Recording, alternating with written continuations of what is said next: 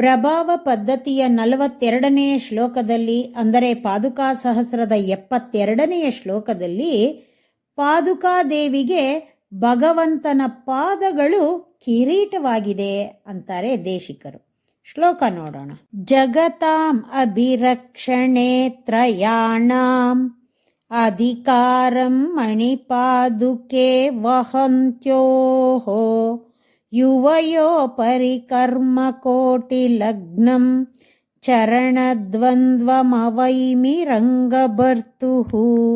ಮಣಿಪಾದುಕೆ, ಮಣಿಗಳಿಂದ ಕೂಡಿದ ಪಾದುಕೆಯೇ, ತ್ರಯಾಣಾಂ ಜಗತಾಂ, 3 ಲೋಕಗಳನ್ನು, ಅಭಿರಕ್ಷಣೆ ಕಾಪಾಡುವುದರಲ್ಲಿ, ಅಧಿಕಾರಂ ಅಧಿಕಾರವನ್ನ, ವಹಂತ್ಯೋಹೋ ವಹಿಸಿಕೊಂಡಿರುವ, ಯುವಯೋಹೋ ನಿಮಗೆ, ರಂಗಭರ್ತುಹು ಶ್ರೀರಂಗನಾಥನ, ಚರಣದ್ವಂದ್ವಂ 2 ಪಾದಗಳನ್ನು, ಪರಿಕರ್ಮ ಕೋಟಿ ಲಗ್ನಂ ಆಭರಣಕ್ಕೆ ಸೇರಿದುದಾಗಿ, ಅವೈಮಿ ತಿಳಿಯುತ್ತೇನೆ. ಚತುರ್ದಶ ಭುವನಗಳನ್ನ ಹೊತ್ತಿರುವವನು ಭಗವಂತ.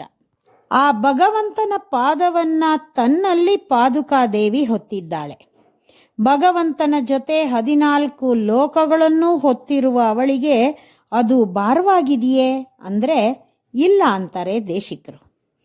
ಪಾದುಕಾದೇವಿಗೆ ಭಗವಂತನ ಪಾದಗಳು ಕಿರೀಟದ ಹಾಗಿದೆ. ಕಿರೀಟ ಅನ್ನೋದು ರಾಜರಿಗೆ ಹೊರತು ಬೇರೆಯವರಿಗಿರೋದಿಲ್ಲ.